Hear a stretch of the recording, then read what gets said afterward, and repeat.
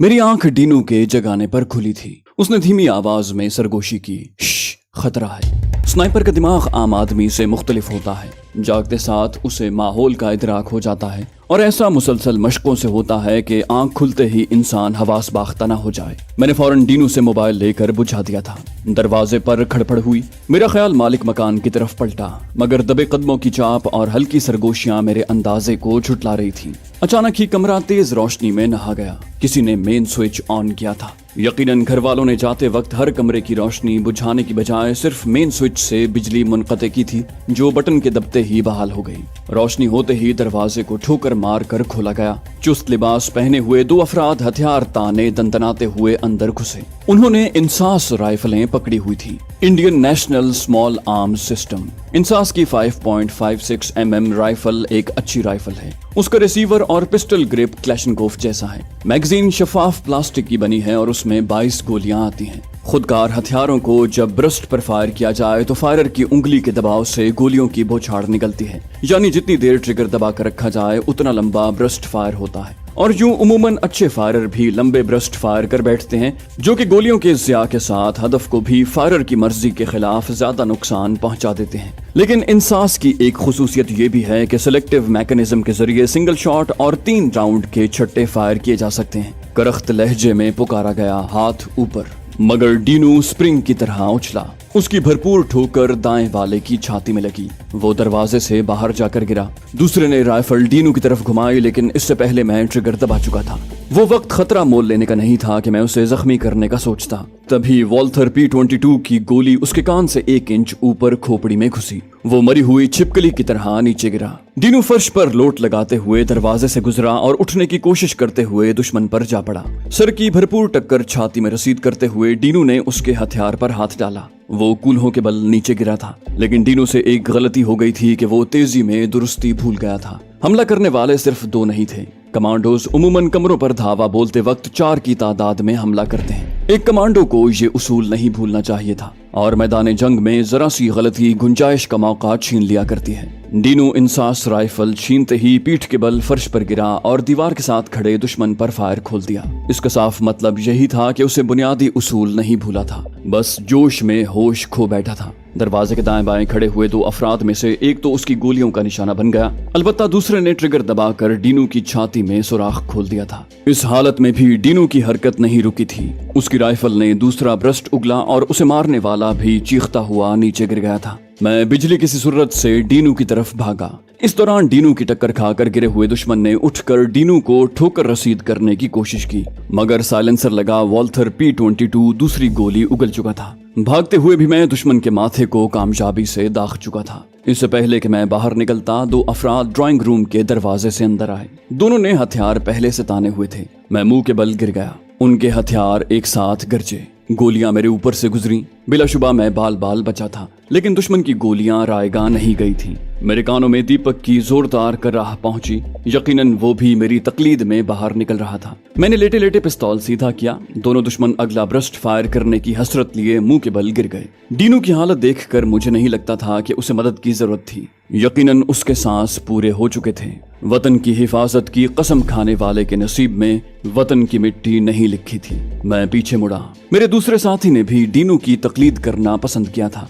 2 छट्टे चेहरे से टकराकर उसे नाकाबिले शनाख्त बना चुके थे। एक साथ 6 गोलियों ने बेचारे को तड़पने का मौका भी न दिया था। मैं एक लम्हे को साकिन हुआ। मौजूदा सूरत हाल से निकलने को दिमाग के घोड़े दौड़ाए। यकीनन जान बचाने को हथियार डालना जरूरी हो गया था। इंडियन कमांडोज ने मकान को चारों तरफ से घेरा हुआ था और एक पिस्तौल के सहारे मैं तरबियत याफ्ता कमांडोज का घेरा तोड़कर भाग नहीं सकता था। किसी नतीजे पर पहुंचने से पहले अचानक धमाका हुआ। मैंने फौरन खुद को नीचे गिराया, मगर इससे पहले मेरी दाईं रान में गर्म शीशा घुसकर दूसरी जानिब निकल गया था। गोली लगते वक्त दर्द या तकलीफ का एहसास बिल्कुल नहीं होता, लेकिन उसके बाद हर गुजरते लम्हे जख्म फोड़े की शक्ल इख्तियार करता जाता है। फायर करने वाले का एहसान था कि उसने खोपड़ी, गर्दन और पीठ की बजाय रान में गोली मारी थी। शायद उसका इरादा मुझे जिंदा पकड़ने का था اور اللہ پاک کی منشا کے مطابق میرے چند سانس باقی تھے، ورنہ میرا حشر اللہ ڈینو اور دیپک سے مختلف نہ ہوتا۔ نیچے گرتے ہی میں فوراً سیدھا ہوا۔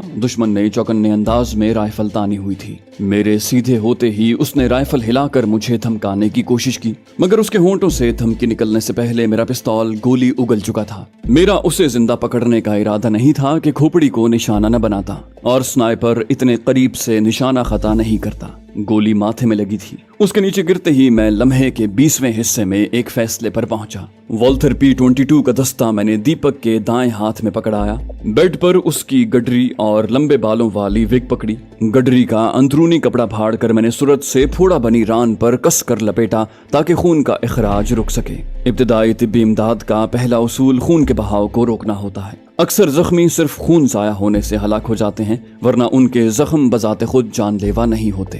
دیپک کے بالوں کی وگ اور گڈری بیڈ کے نیچے پھینک کر خود بھی بیڈ کے نیچے کھسک گیا۔ مکان کے باہر دوڑتے قدموں کی آوازیں اور احتیاط سے اندر گھسنے کی ہدایات گونج رہی تھی۔ مرنے والوں کے کانوں میں وائرلیس سیٹ کے ہینڈ فری لگے ہوئے تھے، اس لیے وائرلیس کی بلند آواز نہیں ابھر رہی تھی، اور اپنے ساتھیوں کی خاموشی کی وجہ ہی سے وہ اندر گھسنے میں احتیاط برت رہے تھے۔ ان کا محتاط پن ہی مجھے چند لمحوں کی مہلت دے گیا تھا اور میں بیڈ کے نیچے گھس گیا۔ گو یہ جوا ہی تھا، مگر اس وقت جوا کھیلنے کے علاوہ کوئی چارہ نہیں بچا تھا۔ ڈینو جلد بازی اور جوش میں حالات کو اس نہج تک لے آیا تھا، ورنہ میں گرفتاری دینے پر تیار ہو جاتا۔ میرے اندازے کے مطابق ان کی نظر میں صرف ہم دو تھے، اور 2 لاشیں ملنے کے بعد انہیں تیسرے کی تلاش کی ضرورت باقی نہیں ہونا چاہیے تھی۔ خوش قسمتی سے جن افراد نے کمرے میں 3 افراد کو دیکھا تھا وہ تمام ہلاک ہو چکے تھے۔ باہر والوں کو یہ معلوم نہیں تھا کہ اندر دشمنوں کی تعداد کتنی ہے۔ جو ہمارے صورت آشنا تھے انہیں بھی دیپک کو دیکھ کر کوئی شک نہیں ہو سکتا تھا، کیونکہ اس کا چہرہ ناقابل شناخت ہو چکا تھا۔ اس کے چہرے کو پہچاننے اور اس پر قربان ہونے والی نگاہیں کہیں دور پاکستان میں تھیں۔ وہاں تو بس نفرت، حقارت اور ناپسندیدگی سے دیکھنے والی آنکھیں تھیں، جن کی نظر میں اس کا وجود دھرتی کا بوجھ تھا۔ یقیناً نفرت اور محبت کا تعلق پہچان اور واسطے سے ہے، صورت اور کردار کے تعین سے نہیں۔ کمانڈوز کے طریقہ کار میں ہمیشہ ایسے کمرے کی تلاشی لینے کو جس میں دشمن کی موجودگی یقینی ہو، دستی بم اندر پھینک کر رائفل کی چند گولیاں فائر کرتے ہیں تاکہ کوئی دستی بم کو اٹھا کر واپس نہ پھینک دے۔ لیکن ایسا تب کیا جاتا ہے جب دشمن کے چوکنا ہونے کا یقین ہو۔ ہمیں انہوں نے بے خبری میں چھاپنے کی کوشش کی تھی جو کامیاب نہیں ہو پائی تھی، اور اب وہ دستی بم پھینکنے کی حالت میں نہیں تھے کہ خود ان کے ساتھی اندر موجود تھے۔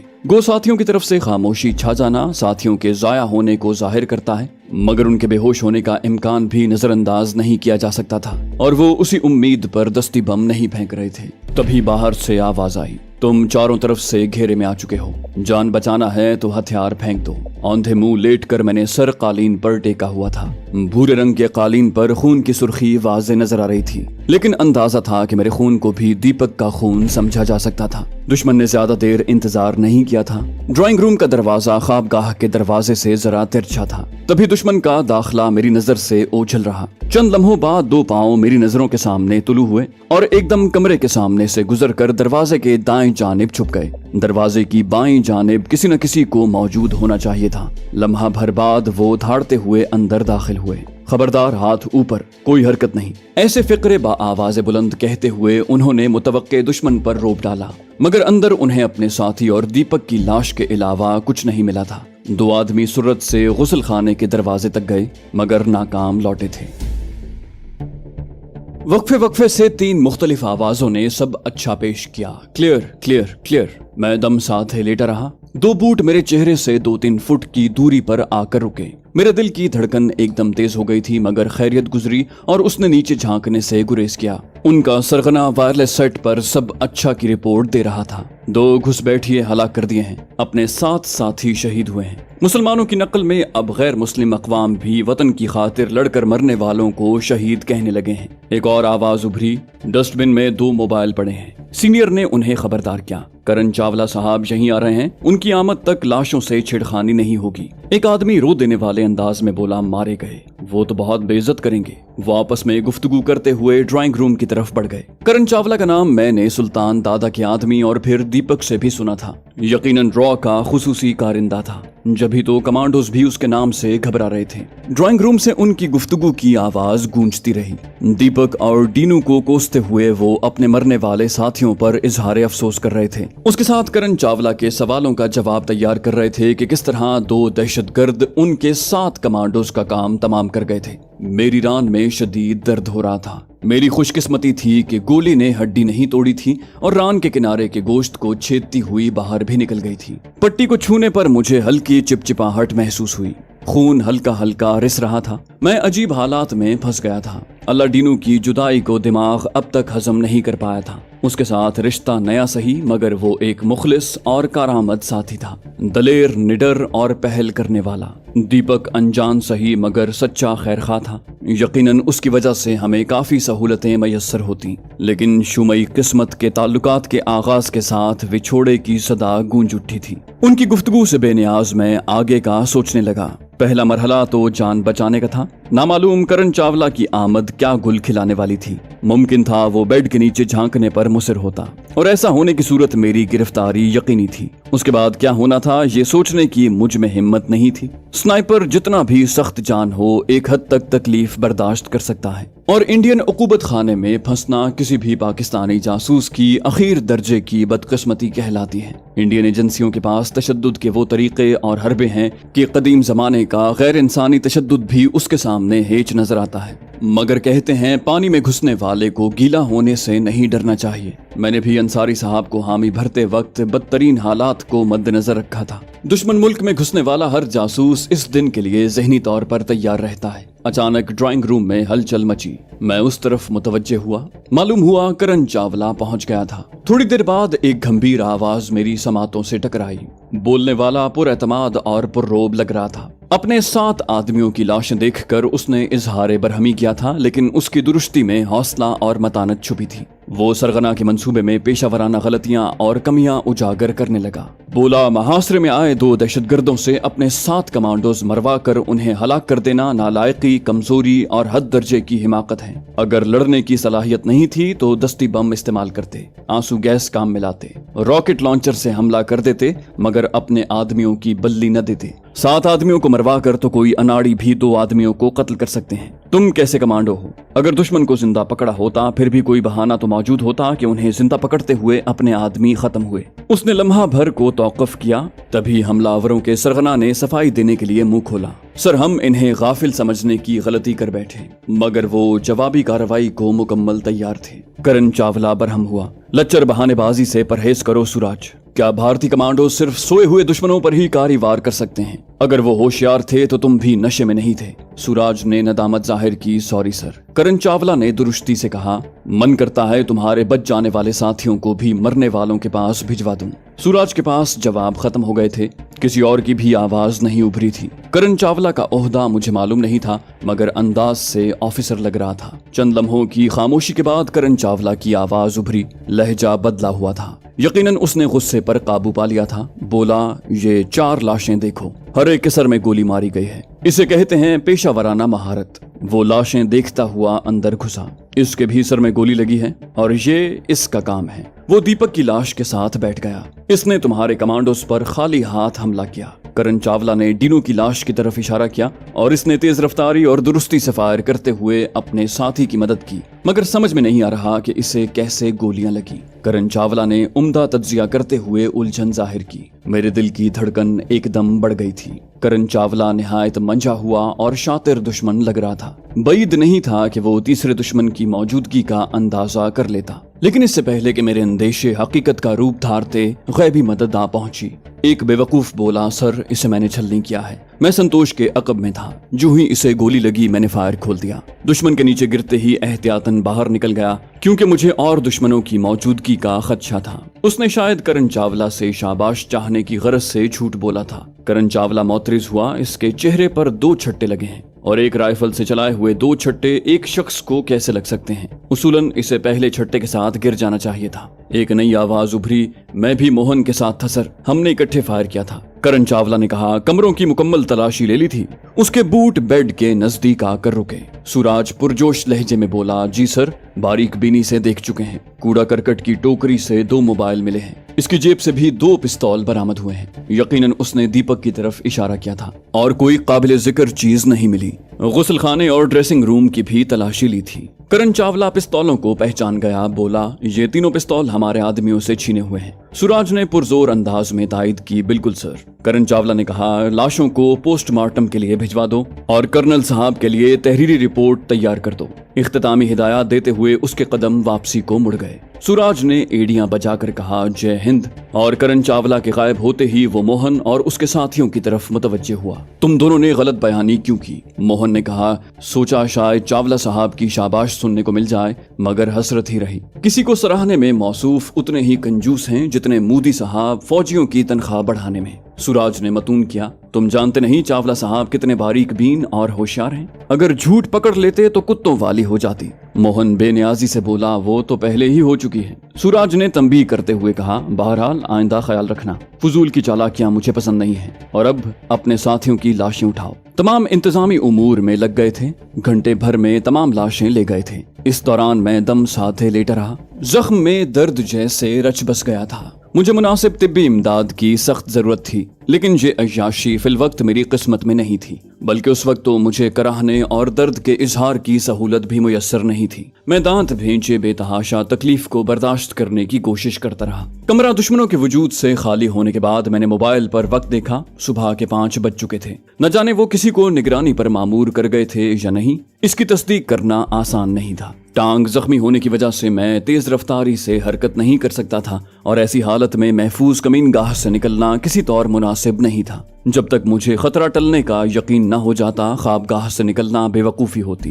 दर्द मेरे लिए नया था, न तकलीफ अनजानी थी और न भूख प्यास या बेआरामी अछूती थी। मैं बेड के नीचे दुबका रहा। कमरे की रोशनी वो जलती छोड़ गए थे। घंटे डेढ़ के बाद सूरज की रोशनी भी महसूस होने लगी। गोली मेरी दाईं रान में लगी थी, मगर दर्द पूरी टांग में महसूस हो रहा था। गडरी सर के नीचे रख कर मैं चित लेट गया और गहरे सांस लेते हुए खुद को पुरसुकून करने की कोशिश करने लगा। बैतुल खला में जाने की हाजत भी हो रही थी, लेकिन एहतियात तकाजे की राह में रुकावट बनी रही। दोपहर तक फितरी तकाजा बर्दाश्त से बाहर हो गया था। मैं बेड के नीचे ही हाजत पूरी कर लेता, मगर इंसानी फुजले की बदबू किसी भी अंदर आने वाले को फौरन मुतवज्जे कर देती। मजबूरन मुझे बेड के नीचे से निकलने का खतरा मोल लेना पड़ा। मैं खिसक कर बाहर निकला। उठने की कोशिश पर मुंह से चीख निकलते निकलते रह गई। बेसाख्ता कराह तो जबरदस्ती होंठों से फिसल गई थी। जख्म में दर्द की टीसें उठने लगी। चंद लम्हे में टांग लंबी किए बैठा रहा और फिर बाईं टांग पर जोर देकर खड़ा हो गया। चलने को सहारे की अशद जरूरत महसूस हो रही थी। दाईं टांग पर बिल्कुल जोर नहीं दे पा रहा था। जब 1 इंच भी आगे सरकने में नाकामी हुई तो दोनों हाथ जमीन पर टेक कर मैं झुके झुके खिड़की की तरफ बढ़ने लगा। इंसान भी कितना बेबस, कमजोर और ज़ईफ है। जरा सी तकलीफ बर्दाश्त नहीं होती और दावे इतने बुलंदोबांग के आसमान को छू ले, अकड़ जैसे पहाड़ उखेड़ फेंकेगा। लेकिन हकीकत यह है कि ताकत और कुव्वत का मालिक तो बस एक ही है, जो हाथी को चिंटी से ज्यादा बेबस कर दे, शेर को कीचवा बना दे, सेहतमंद को अपाहिज और माजूर कर दे, शेजोर को कमजोर कर दे, और वो जो चाहे कर सकता है। यकीनन सारी बड़ाइयां, बुलंदियां, इज्जतें, ताकतें उसी जात के कब्ज़ाए कुदरत में है। खिड़की के पास पहुंचकर मैं दीवार के सहारे उठा। पर्दे लोहे के पाइप में पिरोए गए थे। पर्दे को खींचकर मैंने पाइप को पर्दे से बाहर निकाल लिया। जेब से छोटा चाकू निकालकर मैंने पर्दे से एक चौड़ी पट्टी काटी कि हरकत करने से जख्म से खून रिसने लगा था और मैं नहीं चाहता था कि पूरे कमरे में खून के कतरे फैल जाएं। पट्टी रान पर लपेटी,